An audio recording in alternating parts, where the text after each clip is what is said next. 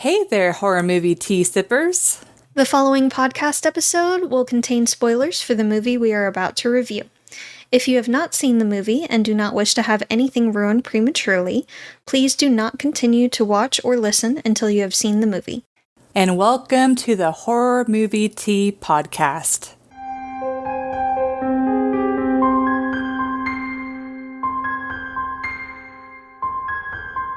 Today we are covering No Exit, which is, I believe, a Hulu exclusive that came out in either, I think, 2022?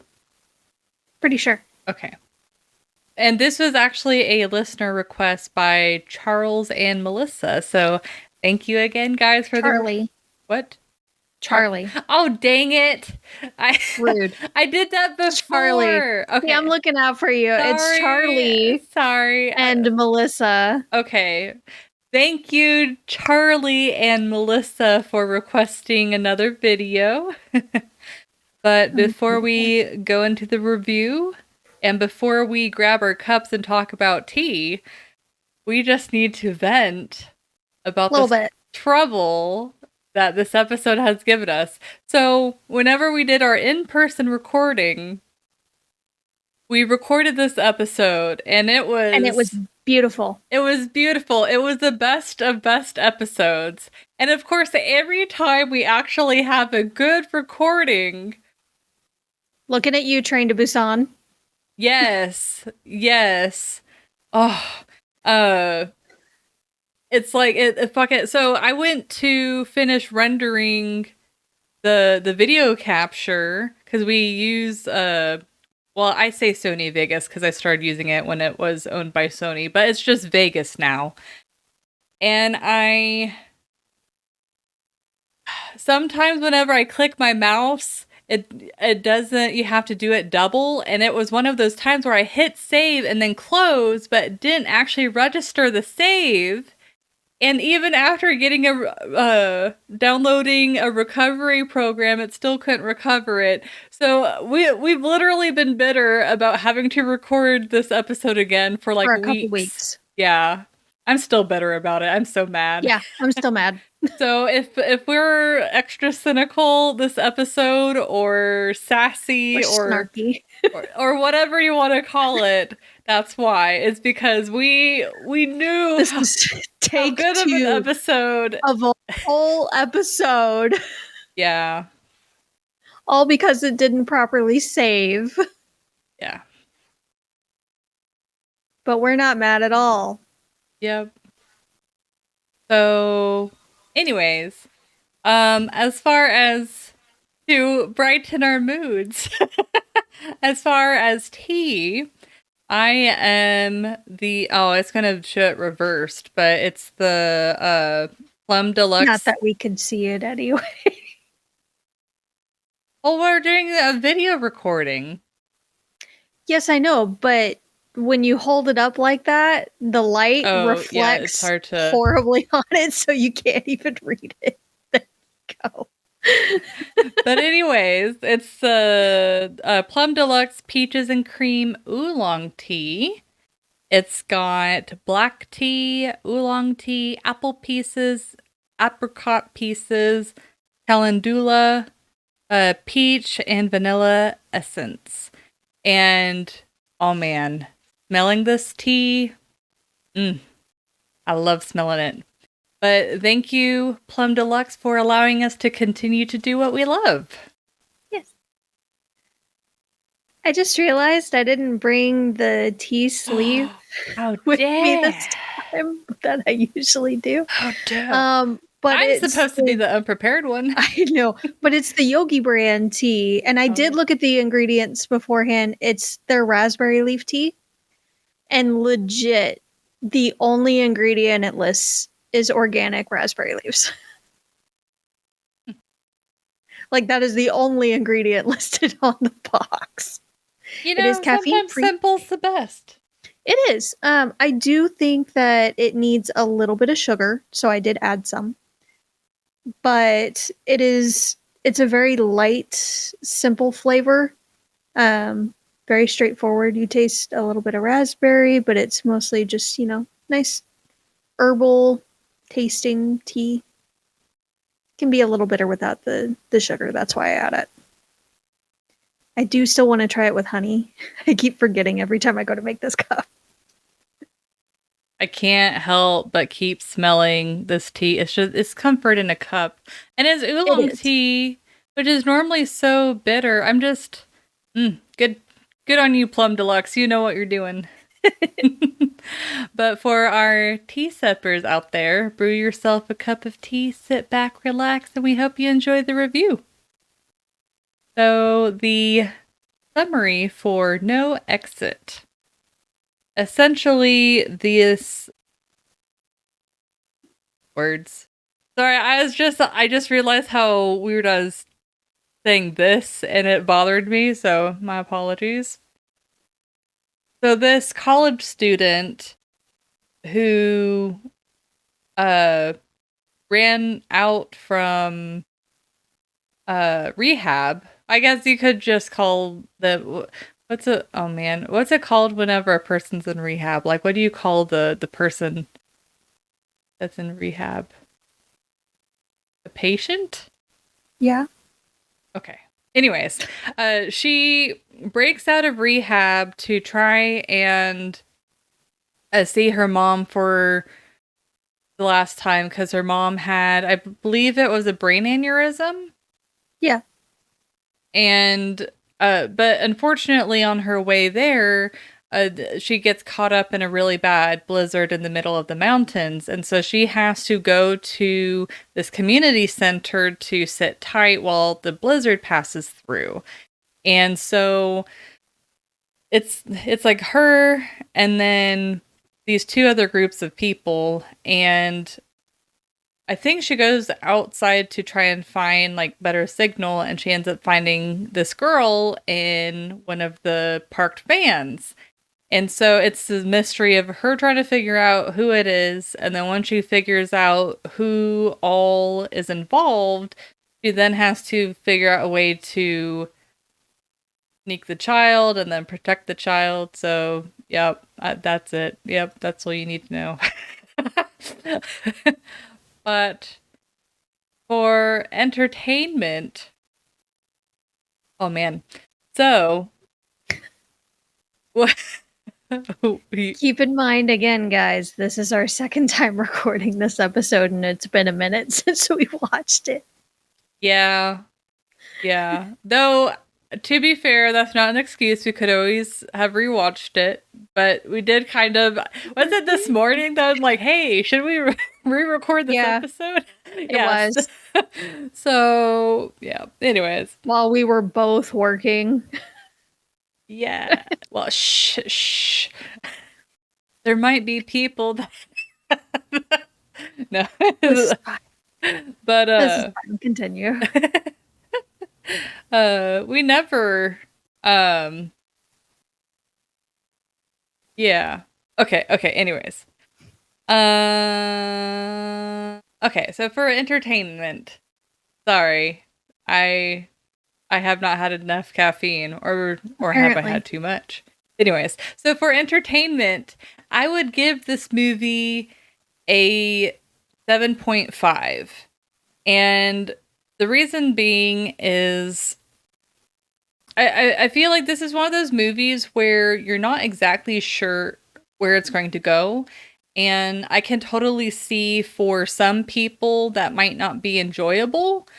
But for me, if I can sit back, relax, and just like enjoy the movie for what it is, it actually made the movie a lot more entertaining for me. Because I was actually reading the IMDb reviews just out of curiosity after I had already written my notes. And it was very hot or cold. Like, some people loved the movie. Some people absolutely hated the movie, which... Honestly, a lot of the bad reviews, it did seem it was that scenario where it wasn't exactly what they were expecting it to be.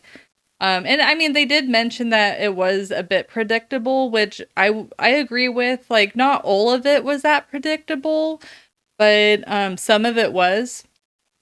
But the reason why I enjoyed the movie so much, though, is the fact that they kind of flesh out the main character, so you kind of understand her backstory. You understand her motivation on why she's breaking out of rehab, and then whenever they put her in this situation, it kind of starts off like a murder mystery type of. I mean, it's like minus the murder, but like the mystery aspect where you're like who done it type of thing, where you're trying to figure out who the kidnapper is, and then the movie reveals who the kidnapper is.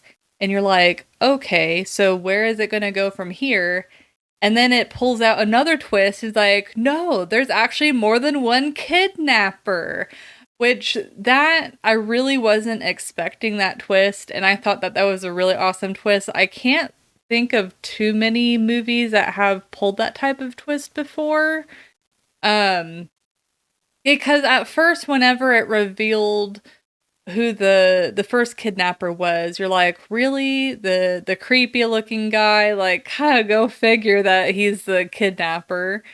But then it's like, oh, the handsome guy who gave a completely different state than the license plate because he lied, you just didn't know that, is a part of the kidnapping, which I thought was just, I like it. I feel like at that point I was like, okay, that makes more sense when they show that there are two. Mm-hmm. Because the guy that just looks like a bad guy, not to profile or anything, but he looks like he's got villain face. Let's just call it like we see it. And he just seems very incompetent, to be frank. So when they show that he wasn't working alone, I feel like that made a lot more sense. Yeah. Yeah. And so it's like it turns from a mystery movie to more like a thriller on like how are they going to get out of this situation. And then towards the end, whenever it starts to get a lot more gory, when there's like injuries and stuff like that, it almost kind of turns into more of your typical slasher horror. So kind of in a way, it's like three or four different types of movies in one. It just kind of it doesn't stick with the same theme, which I'm totally okay with. Like this is it kept it interesting. Yeah, like I feel like the movie kind of keeps you guessing. You're not really sure what to expect, and at least for me, it hit me in the right spot where it's like I enjoyed the fact that it kept me guessing. Um, I I felt like it just kind of like nitpicks, but it's like overall, like I felt like they were pretty good with building the tension. Maybe one modification, or I guess two modifications I probably would have done is I felt like they really dragged out the first half of the movie where you're getting to know the main character. And it's like, I understand that that's important. It needs to be in there, but I feel like they could have paced that a little bit better. Oh yeah, definitely. Maybe cut out a few scenes like the one person, the nurse or whatever, being an asshole and being like, oh, you can't talk to your sister or whatever. It's like they could have, I don't know. It's like they could have done some things differently or cut stuff out altogether. And then whenever it comes to the mystery part, it's like the best part of a mystery is to continue to keep you guessing and things like that. So I think it would have been cool if they shaved down the first part, but then extended the mystery part. Mm-hmm. And then once you find out who both of the kidnappers is, then continue on with the movie. And I don't know. I feel like they maybe revealed the second kidnapper a little bit too quickly afterwards. Well, it made sense at the time in the placement that they used. I feel like they could have done a bit more with Sandy. The Marine's wife. They kind of forgot about because a little, but at the end when they finally got the kid and the Marine and Darby were trying to figure out a way that all of them could get out of this safely, Sandy was a little obvious that she had really bad motives and things, because I mean, she was adamant pretty much as soon as she saw the kid of give her back to the kidnappers, which seemed really out of place and didn't make that much sense, especially with the care that she showed Darby, even though she didn't know her. Yeah. Making sure she's okay, checking up on her, acting almost motherly towards her. So for her to act that way towards the kid, who's obviously in a bad situation, Yeah. it just did not make sense. Yeah. So when they revealed that she was the one that gave the kidnappers the information and orchestrated the kidnapping itself, then it was a little too obvious there. I feel like they could have done more with that. And part of that was probably the delivery on the actress's part. But I just feel like that whole arc could have been done a little better. Yeah, so it's like there's little nitpicks here and there, but overall, I feel like it's a pretty solid movie. There's not like a whole lot I would do differently. The only thing I'd do different is not kill the Allstate guy, because he's a great actor. It's just... And he was such a nice guy. I know! And the fact that he was like, you know, why are you helping strangers? It's like, that's what Marines do. It's like, I know it was cheesy, but it just kind of like... But it was sweet. I know. He is such a redeeming character. Just, oh... Yeah, so that was... Because it's like, I feel like there's not a whole lot of characters in this movie that are that redeeming. Yeah. Yeah, it's like, it's the Marine, and then the main character, Darby. I mean, obviously the kid didn't deserve being kidnapped, but, I mean, they showed previous footage of her, and she was a brat, so it's just like, it's like, I didn't really like the kid, but it's like... But she definitely didn't deserve that either. Oh, no. Yeah, it's like, I don't wish ill will. It's like, she's just a spoiled brat type of situation.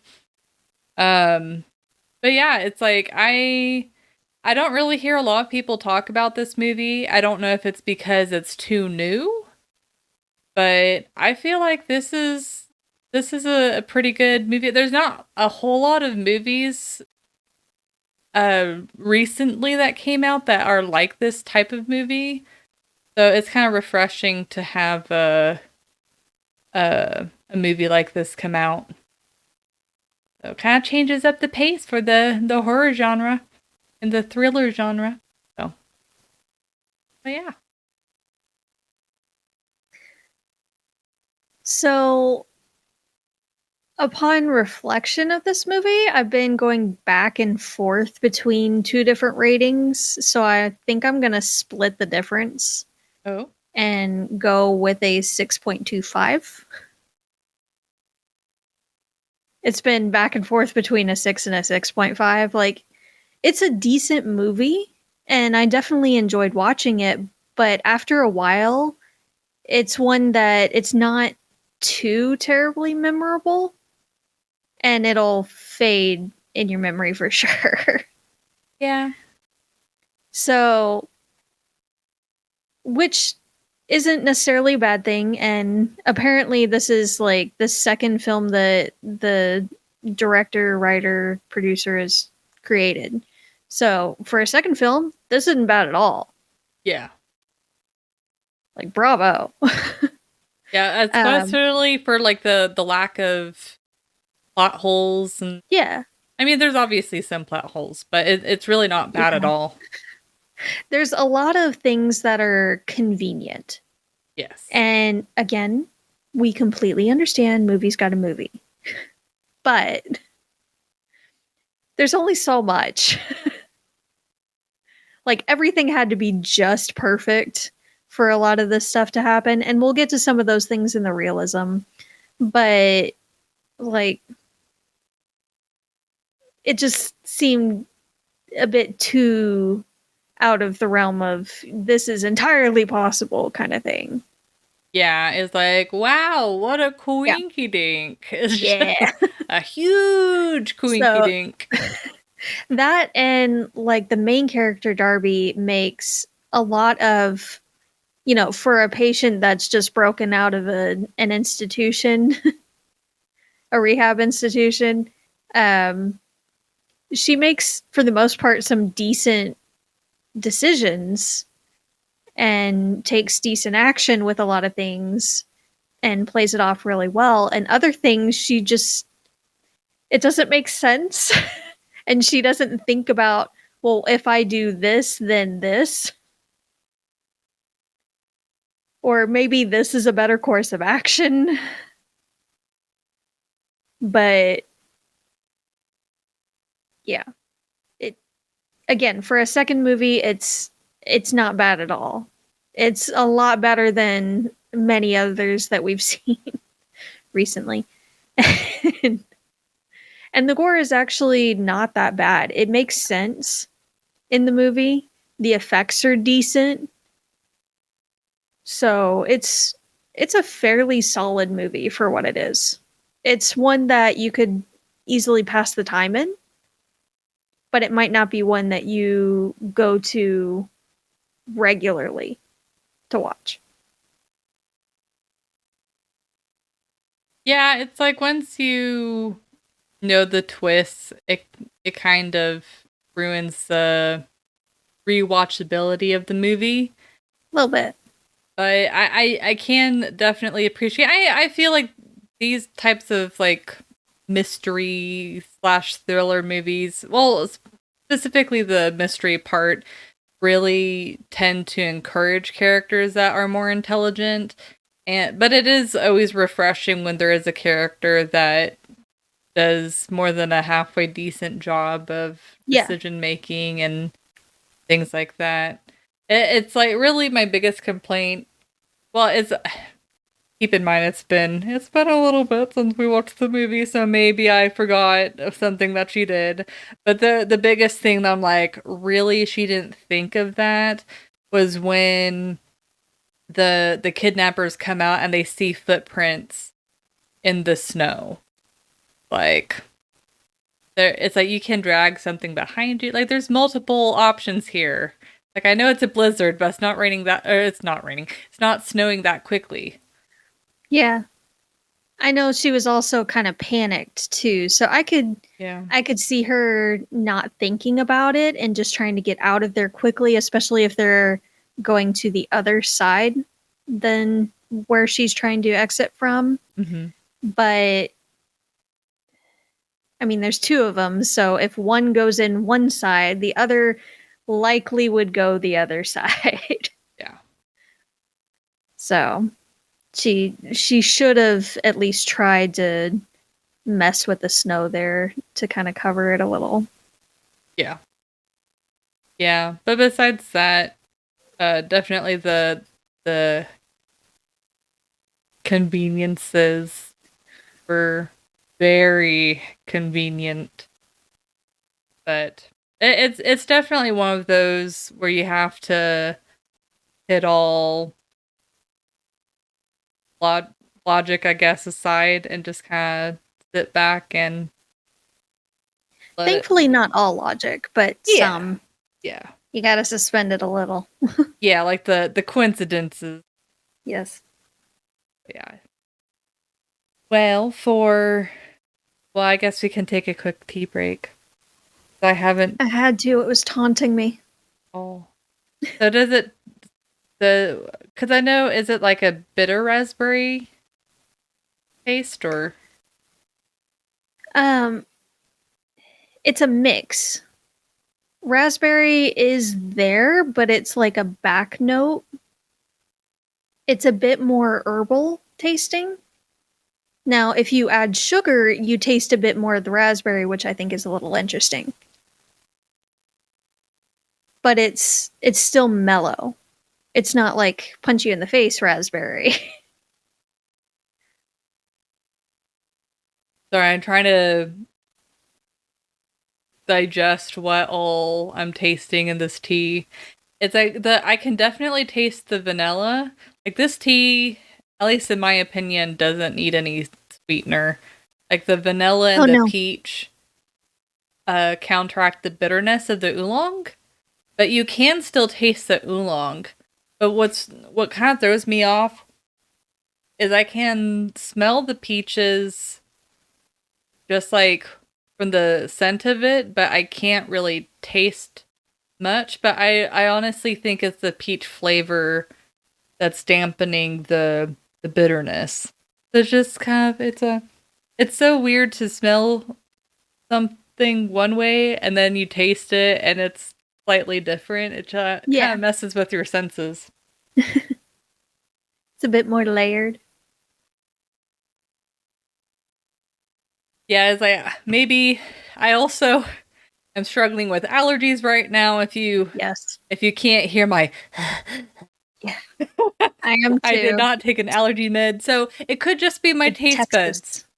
But in the spring, yeah, but at we least have for pollen everywhere. Yeah, but at least for me, I can smell more of the flavors than I can taste all of the flavors. At least right now.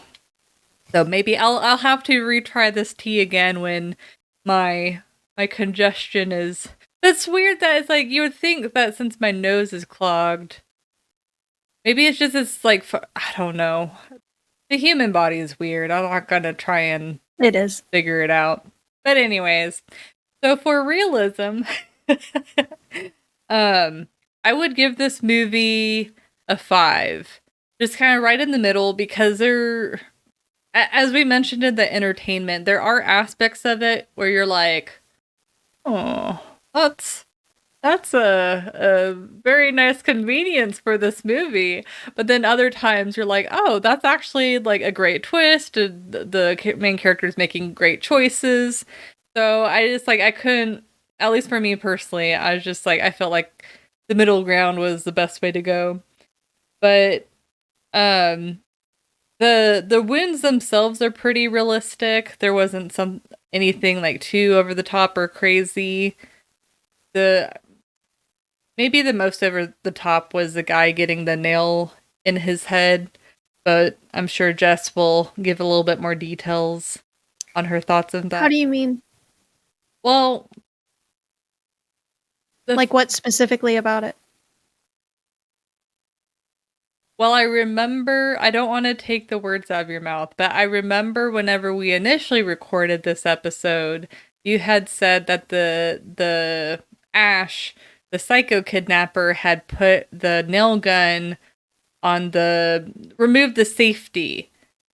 And so there wasn't anything keeping the force of the nail from going through. And so the movie can... Huh? Which was confusing to me to begin with. I'm sorry, I don't really mean to interrupt. I just, real quick, taking the safety off, it's already supposed to shove a very large nail through wood of various kinds. Like, it's not necessarily going to be a soft wood, especially if it's a construction wood. Yeah. So it's already going to have quite a bit of force. I don't think it actually messed with the force. It's more I think it just took off. I think it more took off the need to have it against something to fire. Oh, I didn't even think about that because I was like logically thinking about it, but he says it'll give it the force of a gun, but it's called a nail gun. Like, kind of already does. Yeah. Kind of the whole point. That does make sense that they would have a sensor on it and you would theoretically just have to remove the sensor to... Logically, yes. Yeah. Man, we should have looked that up. I could be wrong. But it makes total sense. We both have lives outside of this, so we've been busy. And honestly, I forgot to look it up. So, just wanted to throw that out there. Yeah. So, I feel like it's a yes for your thing, like that could happen, but a no for a different reason. So I'm just switching it a little. Well, it's difficult for me because I'm like, if the nail can go into wood, then why wouldn't it be able to go all the way through the guy's skull? But then the same... It's a different consistency. Bone is a lot harder, I would think, especially in the forehead. It's a lot thicker because it's supposed to protect If you it had better. let me finish, I Sorry. was going to say that. It's my turn. I'm sorry. I'm trying to keep it conversational. It's okay. But yeah, it's like on the one hand, I'm like, how did the nail be able to, or wouldn't the nail be able to break through because it's bone versus the nail going through wood? But then at the same time, I'm like, well, they say that if you get hit in the head, getting hit in the head around the forehead is the best area because it's the most protected area of your skull, because they're the thickest bone and it can take the most pressure and all of that anatomy stuff. So it's like I'm kind of conflicted on that one. And I'm sure like if it wasn't straight on, like if it was at a slight angle, that could also impact how likely it would be for it to go through. So it's like I can't say here or there, but it was kind of a ridiculous scene that the guy was trying to walk him to the hospital and then he falls and then the nail goes through. It's just kind of like a shock factor. What gets me is he didn't even try to walk him around the puddle of blood. No, he decides to have him go straight through it. Yeah. I mean, maybe he didn't realize it at that point. Maybe he didn't realize that blood is viscous and can be slippery. I don't know. That's also like it's thick, but it's a liquid on floor, on a hard floor, on tile floor. Yeah, just like water. You're like probably gonna slip. Yeah, yeah, but I will say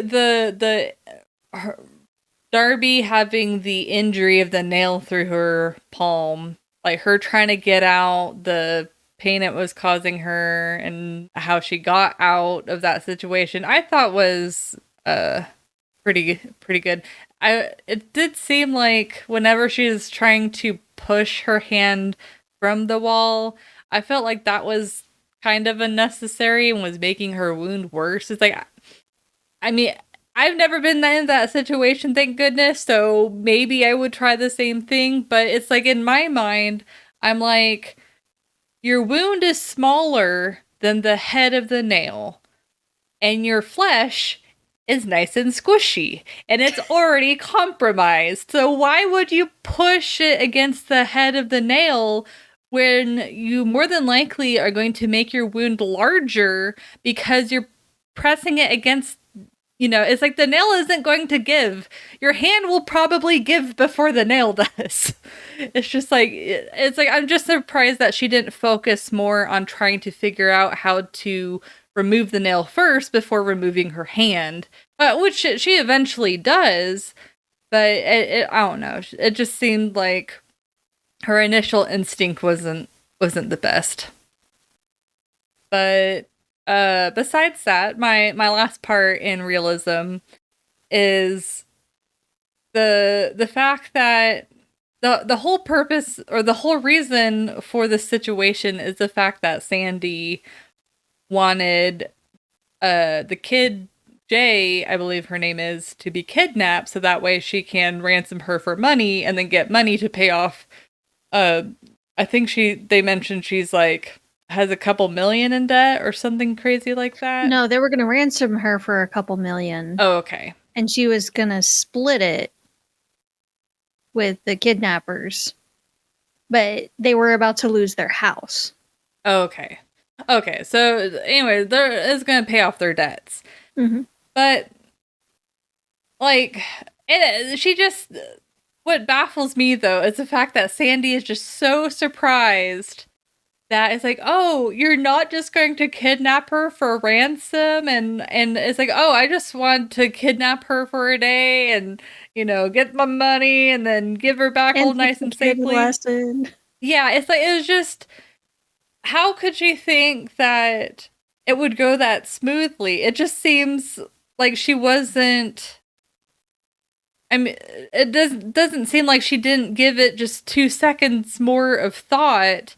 It's like there's no way. It's like things like that never go that well. It's like all through history, every time these huge like crime, what do you call them, schemes are pulled through. It's like they rarely ever turn out well because something always happens. So I'm just baffled that she thought that that's as easy as it was going to be. So I just thought that was extremely naive of her. Maybe there's someone in the world that thinks that it would be that easy, but anyone who either watches the news or keeps up to date with crime podcasts or whatever, or watches any other like thriller movie ever, is well aware that things like that rarely ever go according to plan. It's like she can't guarantee the kid's safety. She can't even guarantee that she'd get the money because the kidnappers could be like, aha. It's like they could give her like, fake information and all of that. So she would have no way, like her threat to turn them into the police would be null because they could just, I mean, there's so many ways to cover up your tracks, and it just, well, at least for like a normal like citizen, it just seemed a little bit unbelievable that she was that naive. But anyways, I know she was desperate, but it did seem like she was super naive about the whole situation. Yeah, it's like if you're that desperate, there's more concrete ways to get money, but I will not I will not go into those. But anyways, we gotta stay legal, kids. And adults. Wow. You're gonna take it there, huh? No. I mean, my brain was taken, but I did not say anything. Stop. Just So what would you do for I'm gonna give it a 3 so we can get on with this conversation. Okay. So to start off with, she was in the rehab place, which by all appearances looked like it doubled as kind of a mental facility. And she had only been there, I think she said like 11 days or something like that. I'm pretty sure it was less than 2 weeks. Yeah. And it was their prison. So she's barely in the program.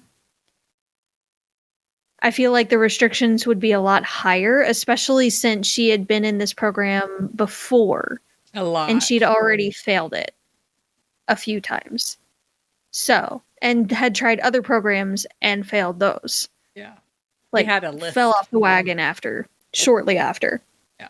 So, I feel like the restrictions would have been a lot higher on her. And I also feel like because of that, they wouldn't have just given her the phone to have the conversation with the doctor that had called, just to have a private conversation. Yes, the nurse was in the room, but I feel like it would have been on speaker. And it probably would have been taken with a grain of salt. Like they would have checked his credentials or something. Probably before they even gave her the phone.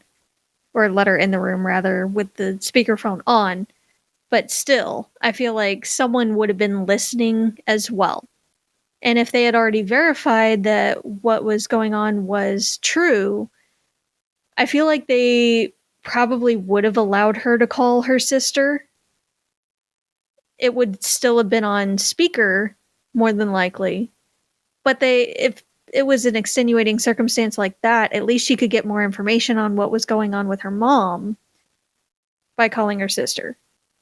Well, as far as the speaker thing goes, I'm actually not sure if they would be allowed to do that. And the only reason why I say that is I know whenever you're in prison and jail, whenever you have a phone call, you're not supposed to, they don't have it on speaker. You can have a private phone conversation. So it would just be a little bit odd if they were more strict than like prison or jail as far as that's concerned. Possibly. I don't know. It just seemed a little off. And again, what's one phone call going to hurt? Like, if it's really that kind of situation, why not call her sister? Yeah, like they shouldn't have. It's stupid that they didn't let her.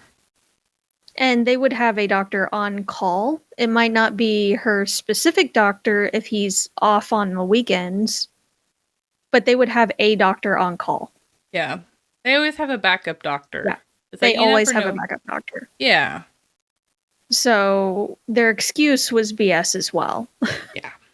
For sure. I also feel like she got into the tool supply closet way too easy. Way too easy. And they conveniently had a saw and a few other tools right there for the taking. And then she got out of the facility with no alarms going off or anything. It was super easy for her to leave. And then she just happened to find the nurse's car, and he just happened to have illicit products in his car. Lucky, lucky, lucky. Like, there's so many things that lined up a little too perfectly. Like, I could see some of those things happening, but it just seemed a little too perfect. Yeah. And it's also kind of weird that a medical care worker working at a rehab facility is also using drugs. Yeah, it was definitely ironic. I could see it happening on occasion, but it was kind of funny, and I think they were trying to make a funny with it. That haha, look, the a-hole is also a user. What a hypocrite kind of thing. Yeah, maybe. Yeah, I didn't think about that. But then she's driving there, the blizzard, and of course it would be a massive blizzard that you can't drive through right then. And there just happens to be a lodge a short ways away where there just happens to be kidnappers with a kid in a van and a Marine.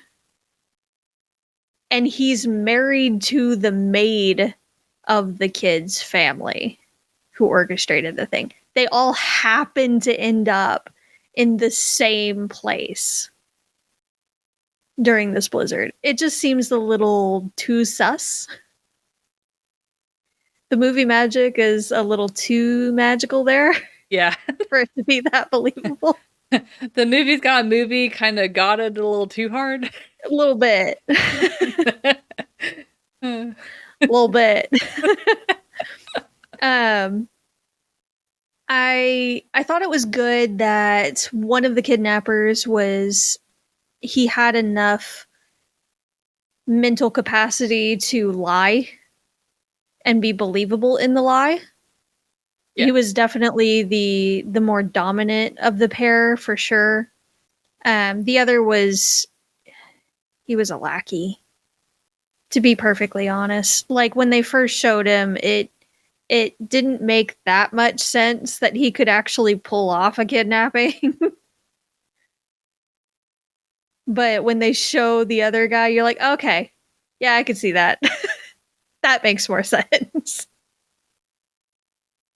So that was kind of cool. I do wish that I had gone back and watched just to count how many cars were in the parking lot to see. Yeah. I meant to do that. Or at least ask Alyssa to do that. Oopsie poopsie. Because I feel like she could have potentially have been able to tell that, you know, there's multiple people in a vehicle. Because, I mean, the Marine and his wife were in one. She had one that she had stolen, but regardless. And then Lars had the van. But was there another vehicle that Ash had come in? Or was he also in the van? See, like looking back and even during the movie before we knew that there was the two kidnappers, I could have sworn I saw more than just the three cars. And there might have been. But see, it would have been really smart if they did have the multiple cars because I feel like especially in public spaces like that, there's always a random vehicle parked that like someone isn't actually there, like Usually that is the case. I'll agree with that. Usually that is the case. But when the sheriff said that he opened the lodge, that implied that it was down, most likely for repairs, because that bathroom was obviously being worked on, considering one wall was out. Yeah, which I'm like, what's a repairs dictates you removing an entire wall? Like, yeah, I had some concerns. That was something that I meant to mention in the realism. It's like, I don't understand, even if they're fixing the plumbing, it still doesn't make sense. Which it wouldn't have been on that wall because the toilets were on a completely different wall. Yeah, so I don't know what would dictate. It was just a whole ass wall. And whenever they, like, if they did have to work on that wall, they wouldn't normally remove the whole wall. They would just do like a hole and then like patch it up when they're done. Like if they're finishing fixing up the electric or something like that. Yeah, I don't know if a grizzly broke through it or someone found a way to jam a car through it, or or Siren Head kind of reached in and grabbed someone, or what. But there's a whole ass wall missing, and it just happens to be in the perfect spot for her to sneak in and out of when she's trying to check on the girl or get signal or whatever. So it just seemed weird. I will say that it missing the wall was really creepy, and I kind of wish they would have played up that factor. Like they could have had one of the kidnappers kind of standing right behind it, and so you saw like a shadow, or they could have really upped the tension using that wall. Definitely. Also, I feel like with the temperatures dropping as quickly as they would in a blizzard like that on a mountain, the girl probably would have frozen to death. I know they went out there to turn on the van now and then to try to restore some heat, but they're not staying out there that long. It's maybe a couple of minutes at a time, maybe. Yeah. And then they're immediately opening the door and letting out like all the heat that they had put back in it. So, coat or not, pretty sure the girl would be dead. I could be wrong. Especially with an open space that the back of the van would be. Like they would have to like wrap her in blankets and do all sorts of stuff. And even then, it's not a guarantee that she'd make it. They'd have to completely insulate it, and as soon as they open the door, that insulation's gone. Yeah. So, yeah. Yeah, because I believe... Because whenever we had the winter storm a few years back, the medical expert is like under 50 degrees or either under 40. It was one of those two. But once your home is under either 50 degrees or 40 degrees, I'm pretty sure it was under 50 degrees actually. You actually are in risk of hyperthermia and dying. And so in a vehicle, you're obviously going to lose a lot more heat than a lot faster too.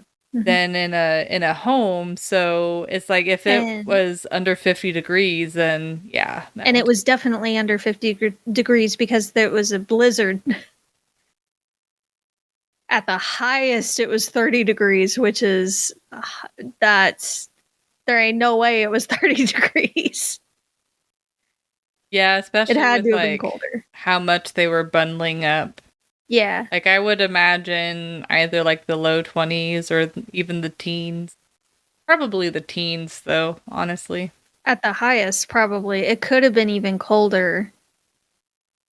It just depends. It depends on the area, but Yeah. though the mountains do tend to be colder because it's Yeah. higher up at the. Now that I think about it, They have a higher elevation, yeah, and that stuff was sticking. And they had a couple of feet of snow in some areas. So, in other areas, it was, 6 inches to a foot for convenience sake because they were able to walk through it pretty quickly and easily. Yeah. From the building to their vehicles, which I also thought was kind of weird.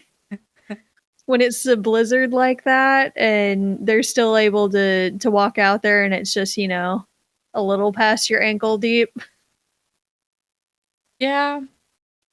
Yeah, I'm not sure because I'm sure obviously the movie did it for convenience, but in real life, I can picture if the wind is strong enough, it can keep blowing the snow. And so I would imagine it's likely that there are going to be patches where the snow's a lot thinner than other areas. Patches, yes, but there's going to be drifts in other areas. Yeah. Where it's going to be higher. So it just seemed a little too even and a little too low just in the parking lot area.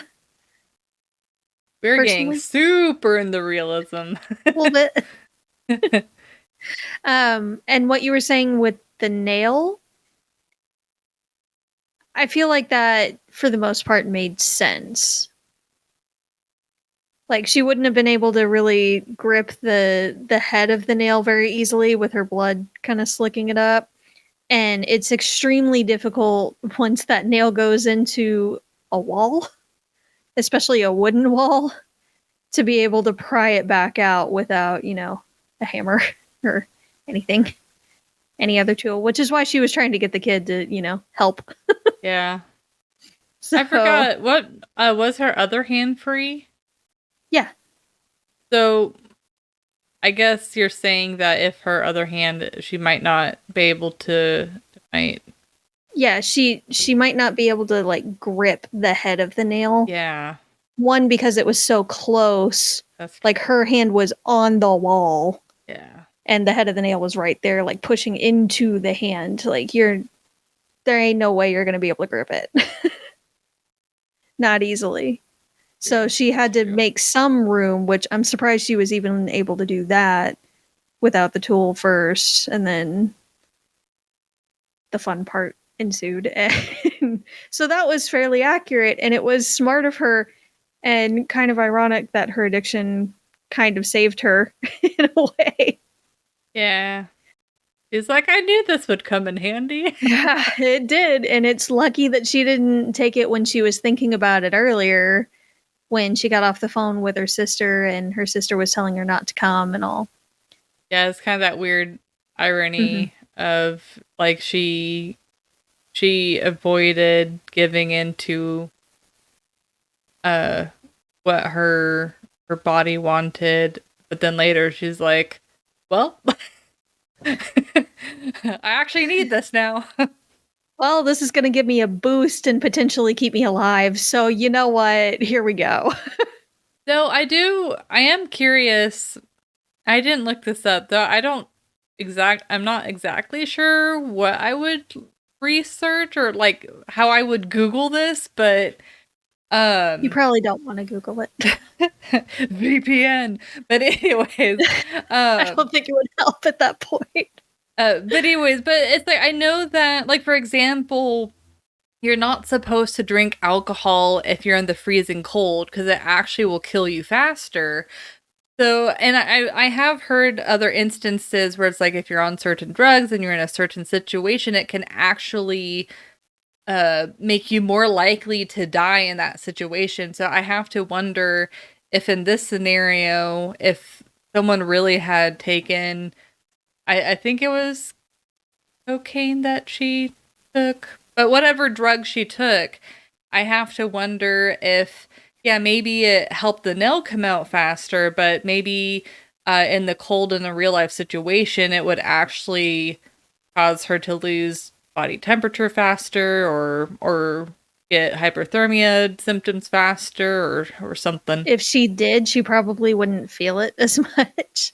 Yeah, which I know depending on what it is that they're experiencing, that can either help or hinder. Yeah. Because I mean, there's obviously like if your body is going through a certain type of trauma and you're ignoring it, then that can make it worse. Yeah. But I'm not an expert. Yeah. I'm curious to know though.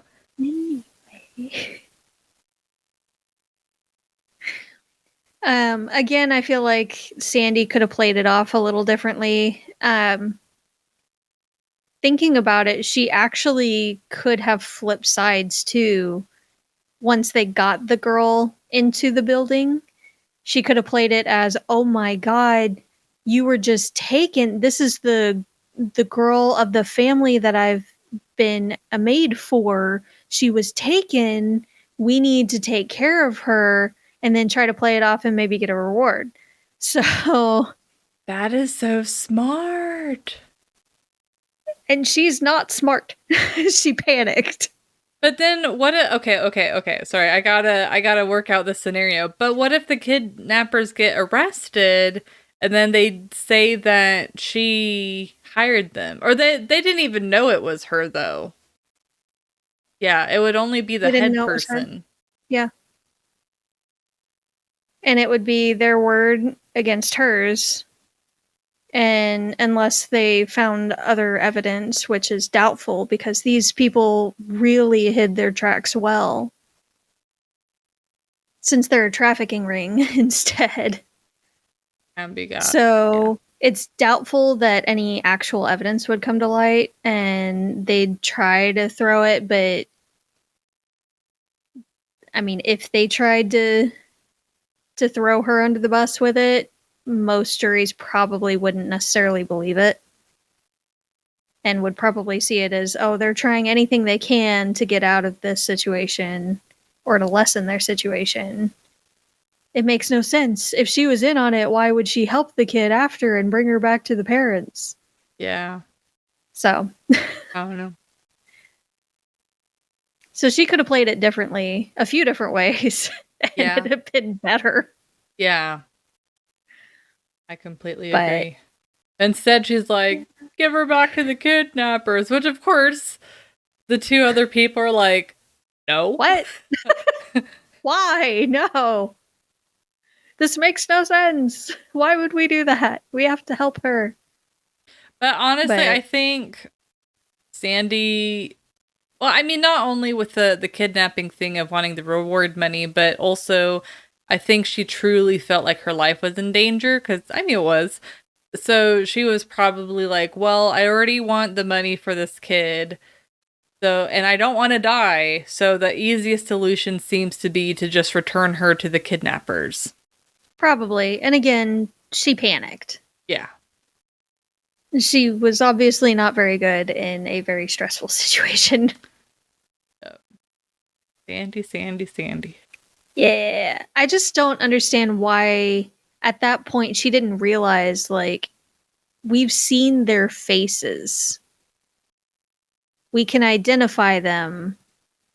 We're not getting out of this alive. Even if we hand over the kid. Yeah. Like 99% of the time, that's generally how it is if you see their faces, you're pretty much screwed. Yeah. That's not a good sign. If they're not worried about their identity, that's a bad sign. No. I don't know. It's like I completely agree, but at the same time I'm like, there's so many times where they acknowledge that eyewitness testimony is Yeah, so it's just kind of surprising that It can we be. continue to. Yeah, it really depends on the situation, Yeah. to be honest. So, there's that. Also, I don't understand why she didn't see that, along with the fact that even if they had given the kid to them and they had kept their word and didn't kill them, there's still an effing blizzard going on. Like, they're not going anywhere. Yeah, They're all what are going to they be gonna do? stuck All there sit inside all awkwardly. cozy? Like, oh, let's make a fire. Like, they're not just going to sit nicely in their cars waiting for the storm to blow over and then take off. A hilarious thought. And then after Sandy bites it and the poor Marine guy bites it, it was so nice. Oh. Like, in this kind of movie, he's probably not going to make it, but he's such a nice guy. You still kind of root for him. Yeah. And it is sad when he goes. But then Lars bites it, and the fight scene with Ash and Darby when she's trying to get the kid away, and then she ends up like wrecking the car. And then the sheriff comes up at the worst possible time ever. Like, I feel like Darby should have handled that a lot better. Yeah. Like, could have called out, he's got a gun. Even if it's just a nail gun. He's got a gun, he's got a weapon. Help. Let him know, I'm putting down my gun. He's been trying to kill me. He has another weapon. Use caution. Yeah, and I remember in the original recording mentioning that I did feel like at the same time I completely understand why police are trained the way that they are, but I feel like he wasn't even trying to listen to what she was saying. No. And I mean, maybe they're trained, don't even care what they're saying because they could try and trick you, and then whenever you let down your guard, you get shot. But I don't know. Is it like, it just seems like he didn't even try to give her a chance. No, he shot her very fast, and I feel like I completely understand him wanting her to put down the weapon. Yeah. I do. Because he just came into the situation. He has no clue of the ridiculous shenanigans that have occurred this night. Like, so much carnage and chaos. There's the building on fire. Like, there was so much going wrong and so much death and blood and wrecked cars that, I get his confusion. And him ordering her to lower the weapon. I do get that. That makes perfect sense. Yeah. But then maybe take cover or try to go a different way around. Or her, shout, he's got a weapon. Something. Like, I'm lowering my weapon, but he has one and he will use it. Like, heads up. Yeah. So I feel like that whole scene at the end definitely could have been handled better. Yeah, it's kind of cringy on both ends. A little bit. Yeah. So, but those are my thoughts and reasonings. Bear in mind, I'm pretty sure I had more the last time we recorded this. Yeah, we had such a good. It was such a good conversation last recording. We had some good banter. We had decent points. Like, it was a good episode. We felt really good about it. Then it was ruined. Vegas. I swear, I really need to have like a backup, even if it's like a crappy version of the recording, just some sort of backup so we never have to go through this again. But oh well. Anyway. So what do you guys think? Yeah. I definitely think it was worth the watch. Anyone that enjoys like mystery thriller type of movies, I think we'll enjoy this movie probably. Yeah. I might watch it again. Again, this one kind of fades into the background after a while. It's not something that I would pick up on a regular basis, but it is definitely a good one to pass the time, and I'm definitely glad I watched it. Yeah, it's like this is definitely a once every couple of years, kind of like Identity for me. Yeah, that's a good one. Identity. We need to watch that one for the podcast. As I was going up the stairs, I saw a man who wasn't there. He wasn't there again today. I wish he'd go away. Love it. But it's kind of like Identity, where it's like, you know what's going to happen, but it's like it's still a good enough movie that you'll like watch it every once in a while. Yeah. But it's like, I will say, it's like I'll remember the movie itself, but the name No Exit is very forgettable. So it's like I'll remember that we watched that movie, and I'll remember that I really enjoyed it, but I'll be like, well, what's the name of that movie? Well, and it didn't really, the title itself didn't make that much sense. I mean, the fact that they're trapped in the community center and in a blizzard. Yeah.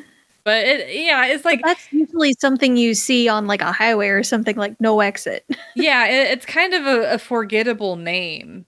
Yeah. It's like you would think, it's like, I understand they don't want to give away that much about the movie in the title, but I feel like the title could have been a little bit more memorable. Yeah. But, yep.